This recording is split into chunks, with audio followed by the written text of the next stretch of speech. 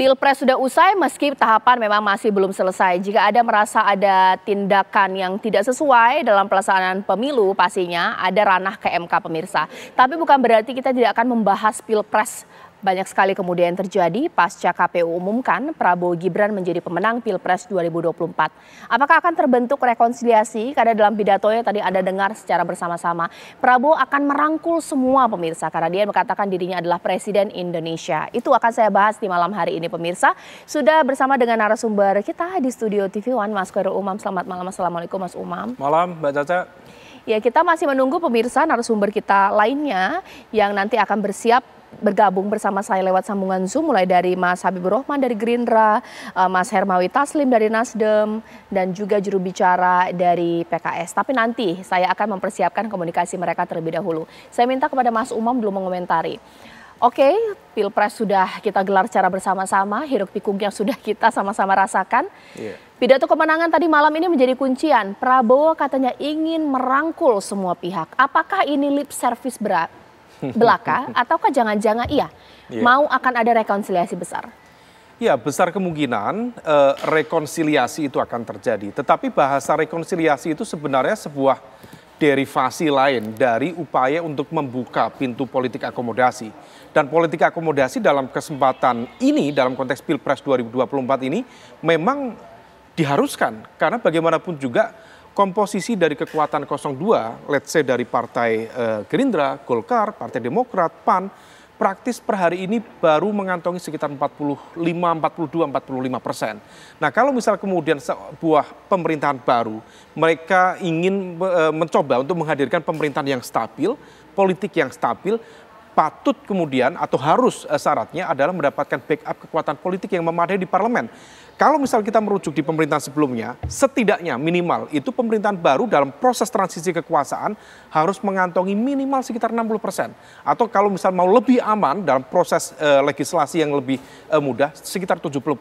Nah, inilah yang kemudian menjadi ruang negosiasi, ruang kompromi bagi kekuatan-kekuatan politik lain, terutama yang berada di luar koalisi 02, untuk kemudian masuk. Nah, kesempatan ini, statement dari the newly elected president, dalam konteks ini adalah Pak Prabowo yang kemarin disampaikan oleh KPU, maka kemudian ini akan membuka ruang rekonsiliasi, tetapi di saat yang sama itulah yang dimaksud dengan politik akomodasi. Di satu sisi Pak Prabowo membutuhkan itu, di sisi yang lain partai-partai yang berada di luar kekuasaan dalam konteks ini di luar koalisi 2 juga membutuhkan hal yang sama. Titik temu inilah yang kemudian dalam bahasa diplomatisnya adalah rekonsiliasi. Tetapi di saat yang sama ini adalah simbiosis mutualisme dalam konteks politik praktis. Oke. Mas Umam, kalau Mas Umam bisa menganalisis yang mana sebenarnya paling punya bobot lebih dorongan untuk membuat rekonsiliasi, karena memang secara seorang negarawan ingin merangkul semua, ya, dan Jan Kopassus seperti itu. Ataukah jangan-jangan tahu bahwa jika tidak dirangkul, oposisi ini akan besar? Kan ini kontestasi rivalitas dari 3 paslon seperti apa? Ya, bagaimanapun juga kalkulasi politik praktis, poin yang kedua itu yang paling jauh lebih reasonable dalam konteks politik saat ini. Karena bagaimanapun juga fase transisi kekuasaan, kalau misal tidak mendapat backup kekuatan politik yang memadai di parlemen, seringkali kemudian mengalami goncangan yang cukup serius, turbulensi yang cukup serius.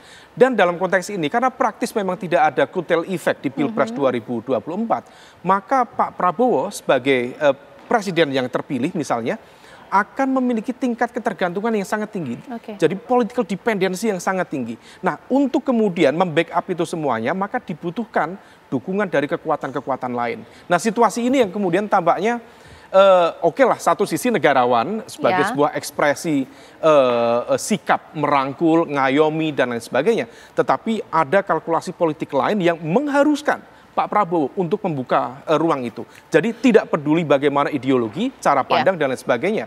Tetapi yang terpenting adalah stabilitas politik dan pemerintahan dalam fase transisi kekuasaan pertama. Sekarang saya akan sapa narasumber saya lewat sambungan Zoom. Saya sudah tersambung dengan politisi muda PKS di sini, Mas Ismail Bahtiar. Selamat malam, Assalamualaikum warahmatullahi wabarakatuh.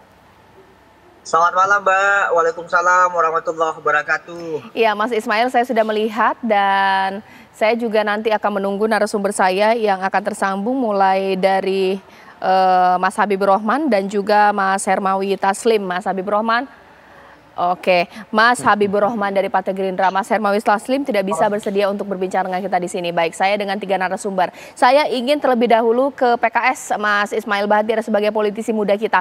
Apa sih pendapat secara pribadi atau mungkin secara kepartaian ya dari PKS sendiri? Ini sudah ada lampu, apa istilahnya ya, lampu hijau dari Pak Prabowo. Saya mau merangkul semua pihak. Ya kalau mau dirangkul, yang mau dirangkul datang dong. Ini seperti apa? Pertama, kira-kira saya sebagai mewakili partai tentu saja seperti apa yang telah disampaikan Presiden PKS, menghormati segala bentuk pengumuman yang telah disampaikan oleh KPU, dan tentu saja dengan berbagai catatan bahwa pun menerima ada berbagai macam hal yang sekiranya menjadi perhatian kita ke depan. Apa yang dilakukan dan disampaikan Pak Prabowo, sekira itu memang benar bentuk sosok kenegarawanan beliau yang ingin merangkul, tapi tentu saja apa yang kemudian beliau ingin lakukan itu melalui banyak mekanisme. Jadi saya ingin sampaikan Mbak kepada pemirsa TV One bahwa PKS sekali lagi menghargai keputusan KPU. Dan tapi ingat, ada beberapa catatan yang kemudian hari ini masih berproses. Tentu saja catatan-catatan itu insya Allah kita tunggu prosesnya. Kami mengapresiasi tim Paslon Amin telah mengajukan gugatan ke Mahkamah Konstitusi. Nanti kita lihat seperti apa hasilnya. Dan tentu saja insya Allah kita berharap bahwa semua proses ini bisa melahirkan hasil yang memuaskan untuk semua pihak tentu saja. Kira-kira begitu Mbak. Oke, sekarang saya ke Mas Habibur Rahman. Sekarang Mas Habibur Rahman, benar nggak sih apa yang dikatakan oleh Mas Ubam di sini bahwa pidato Pak Prabowo pasca KPU mengumumkan kemenangan tersebut adalah lampu hijau untuk yang kemarin berseberangan untuk bergabung, berrekonsiliasi lah seperti itu, Mas Habibur Rahman? Ya, apa yang disampaikan Pak Prabowo tadi malam sesungguhnya konsisten dengan apa yang beliau sampaikan selama ini, baik sebelum kampanye, pada saat kampanye, pada saat usai kampanye, dan setelah quick count ya, dan tadi malam, bahwa kami adalah mengedepankan politik merangkul bukan memukul. Kami ingin membangun bangsa ini bersama-sama seluruh elemen bangsa, ya, baik yang tadinya dalam satu koalisi dengan kami di Koalisi Indonesia Maju maupun yang sebelumnya berbeda pendapat dengan kami.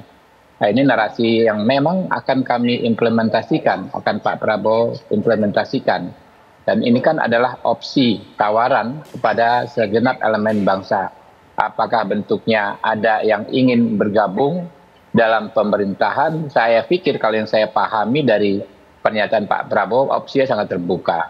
Ataukah ada rekan-rekan yang merasa lebih baik ada di luar pemerintahan, tapi dengan semangat sama-sama melakukan yang terbaik untuk bangsa ini. Artinya mengedepankan mekanisme check and balance, ya. Tapi kalau untuk hal-hal yang bermanfaat, hal-hal yang strategis dan sama-sama baik untuk bangsa ini, maka kita akan saling support. Nah, inilah yang selama ini memang kita praktekkan. Misalnya rekan-rekan PKS. Saya tahu betul ya, rekan-rekan PKS ini kan walaupun banyak di luar pemerintahan, tetapi seringkali memberikan statement yang supporting, yang mendukung hal-hal yang baik yang dilakukan oleh bangsa ini, gitu loh. Jadi bukan oposisi yang asal berbeda, bukan oposisi yang asal menolak, ya, bukan seperti itu yang dipraktekkan oleh rekan-rekan PKS dan partai-partai yang lainnya. Nah, saya pikir apa yang sudah menjadi tradisi kebaikan kita yang kita praktekkan selama ini akan lebih baik kita lanjutkan dan bahkan kita sempurnakan, ya. Kalau mau di dalam, monggo, warm welcome istilahnya, ya. Kami menyambut hangat, ya. Karena kita kalau namanya berbagi tugas itu nggak akan ada habisnya, Mbak, di negara sebesar ini, ya. Jangan takut, kita pasti akan semuanya akan mendapatkan tugas-tugas yang mulia. Kalau memang balik lagi rekan-rekan merasa nyaman di luar, tentu kami akan garansi, kami akan jamin hak mereka menyatakan pendapat, hak mereka untuk terus memperbesar partainya dan lain sebagainya. Dan kami jamin tidak ada satu pihak pun yang akan, ya, dizolimi, yang akan disingkirkan, ya, hanya karena perbedaan pendapat atau perbedaan sikap politik. Itu yang selalu disampaikan Pak Prabowo. Oke, baik. Nanti saat lagi kita boleh bahas pemirsa, kalaulah nanti ada beberapa partai, 1, 2, atau lebih dari 2 partai pemirsa masuk ke dalam gerbong koalisi dari Prabowo Gibran, kira-kira Mas Umam nanti akan jawab, perlu restu dari partai politik koalisi atau secara de facto dan de jure itu hak Pak Prabowo mengajak partai lain masuk? Sesaat lagi di Apa Kabar Indonesia Malam. Mas Umam, apakah ketika ada partai politik yang mau gabung ke dalam koalisi Prabowo Gibran, itu murni adalah keputusan dari Prabowo, ya pasti berkonsultasi dengan Gibran, atau juga harus izin partai politik pendukung? Iya, secara teori memang dalam sistem presidensial semuanya ini adalah hak prerogatif presiden. Tetapi bagaimanapun juga ini sistem presidensial yang diletakkan dalam mekanisme multi-party system.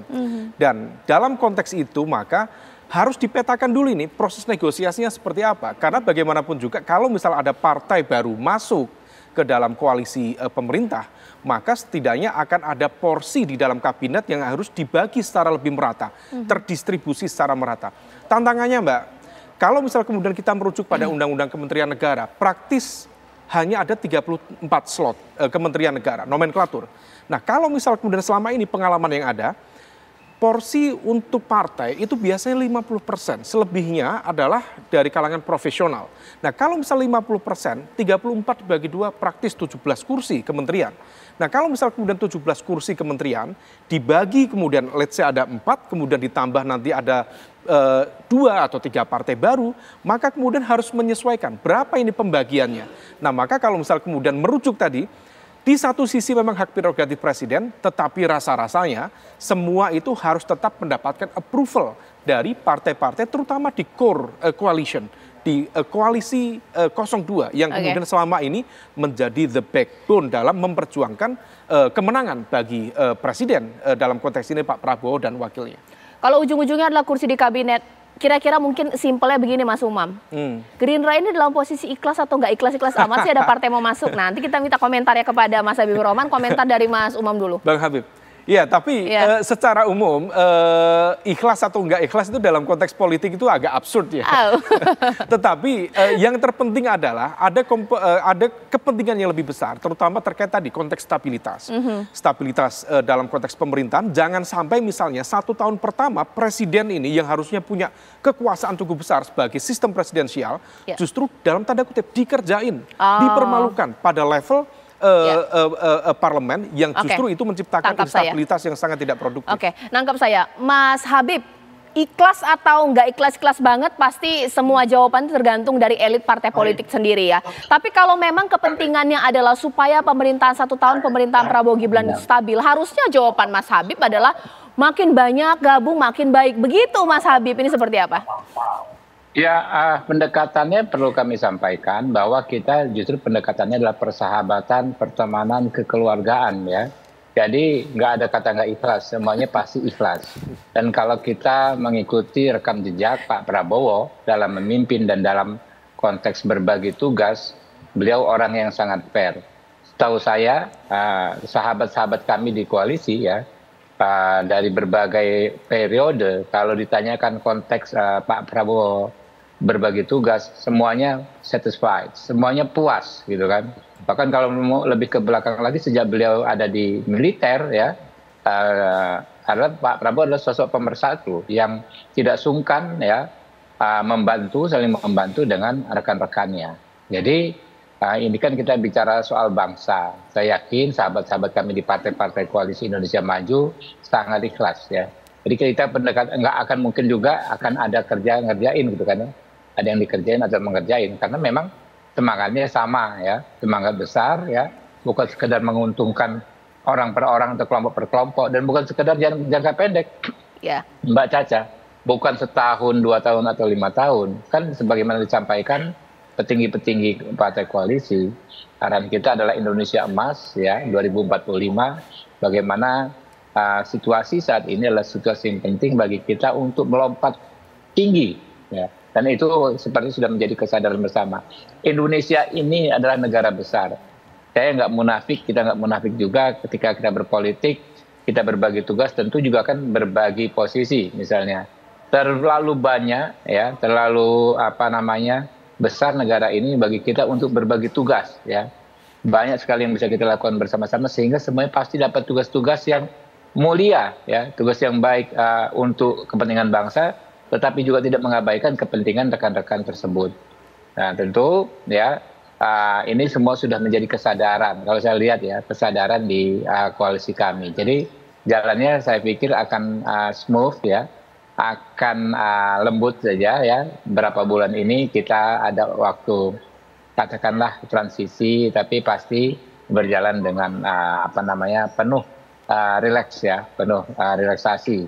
Sehingga ketika Pak Prabowo dilantik Oktober sudah siap ya, format kebersamaannya seperti apa? Apakah semua ada di pemerintahan, lalu yang berjalan mekanisme check and balance itu adalah antar institusi eksekutif dan legislatif ya. Jadi DPR walaupun misalnya partai pendukung pemerintah tetap punya hak untuk mengkritik kalau semuanya ada di pemerintahan, atau beberapa masih ada di luar pemerintahan, nggak ada masalah juga. Ya, mungkin aja kita jangan menyempitkan ya horizon kita, pandangan kita pada praktek-praktek di negara lain. Kita negara besar yang bisa ya membuat sistem tersendiri yang berdasarkan kekhasan negara kita sendiri. Oke, ditahan dulu Mas Habib. Mas Ismail, kalau dengar dari jawaban Mas Habib ini kan tidak ada rasa penolakan untuk partai-partai masuk ke dalam koalisi atau rekonsiliasi besar. Nah, ini sekarang berarti tinggal PKS. Masa PKS mau puasa terus? Kalau orang puasa kan ada buka puasanya. Bolehlah bergabung ke dalam pemerintahan. Masa oposisi terus? Baik, saya pikir memang catatan yang disampaikan Mas Habib tentu saja ini menjadi satu hal yang menarik. Tetapi rasanya masih terlalu dini untuk kita mendiskusikan hal ini, Mbak.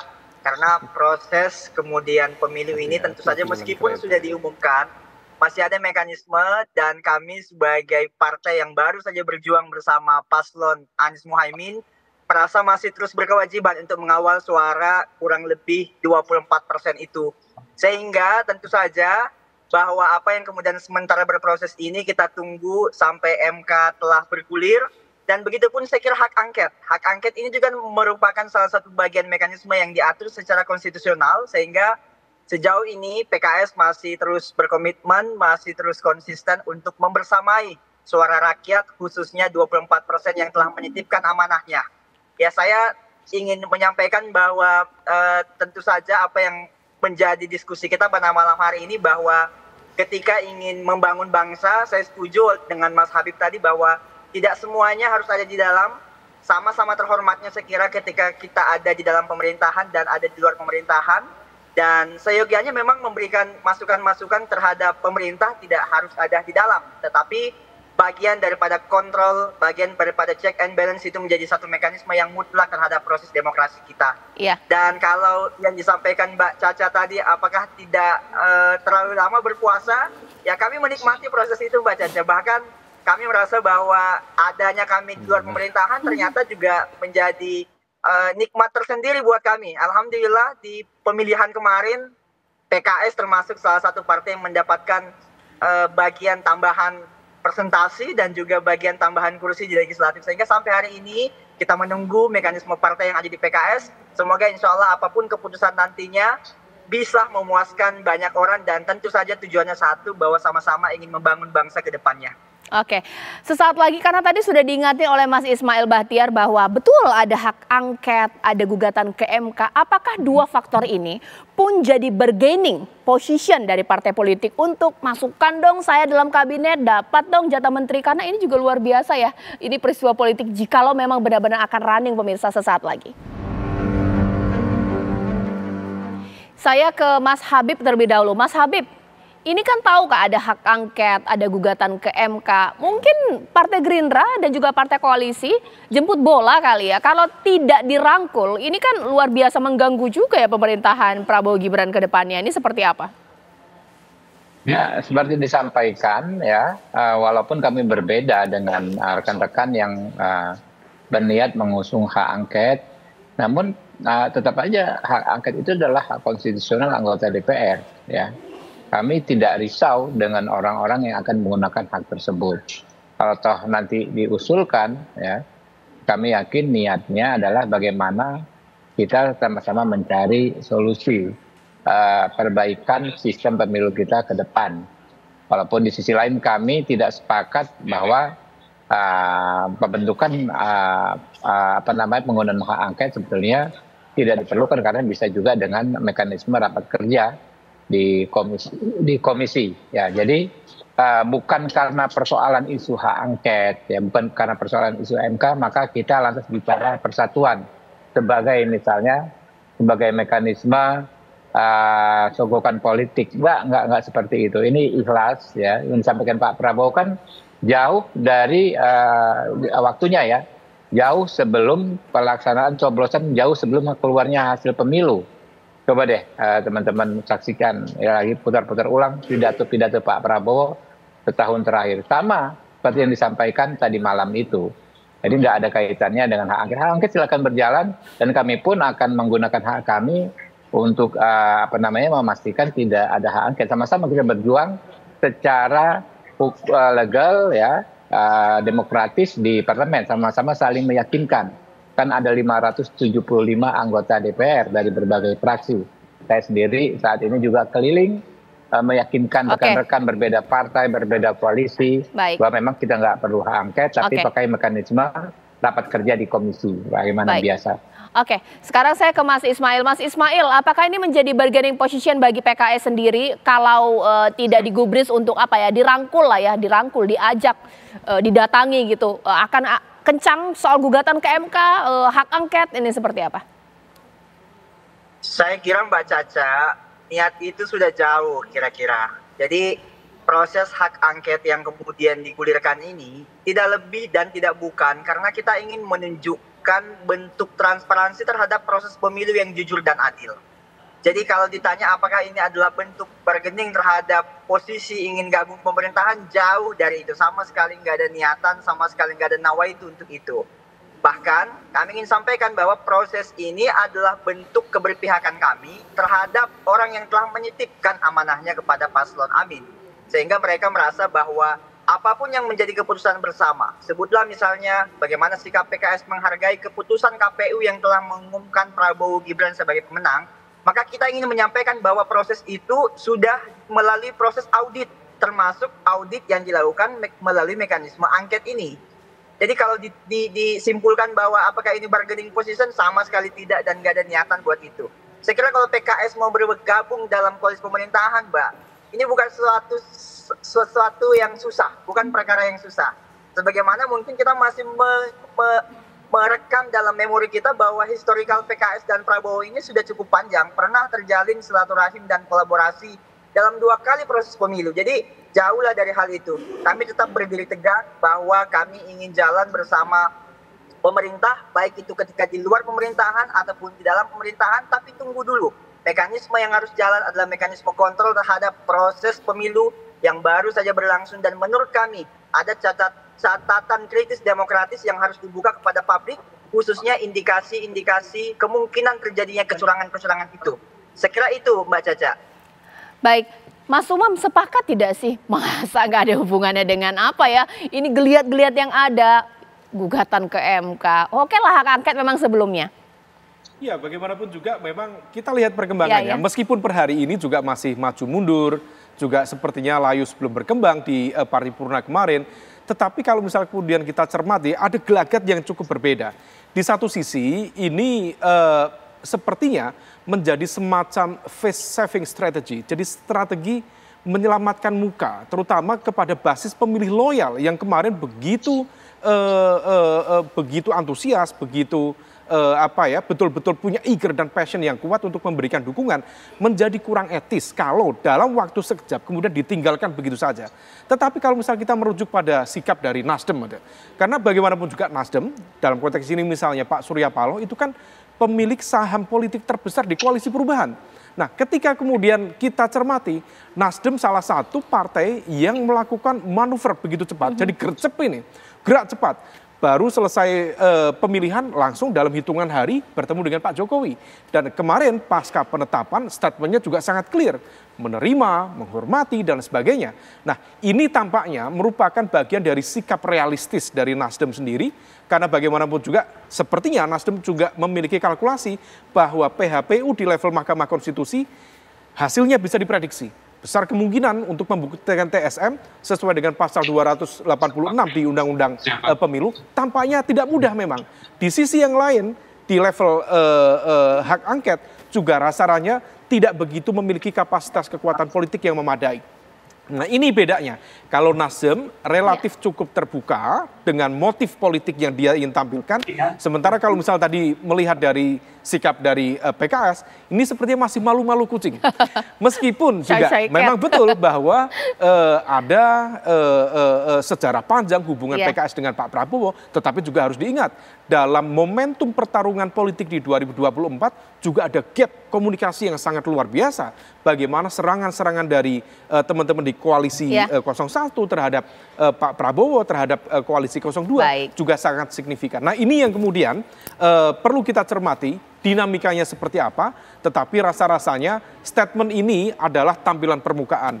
Tetapi ada kekuatan-kekuatan lain yang sedang bergerak di bawah meja untuk melakukan negosiasi dan kompromi ke depan. Baik, kita tunggulah bagaimana nanti bahwa jikalau memang akan ada koalisi pasti ada pertemuan-pertemuan dan kita bisa baca sinyalemen-sinyalemen dalam pertemuan tersebut. Mas Umam terima kasih, Mas Ismail terima kasih, Mas Habib terima kasih.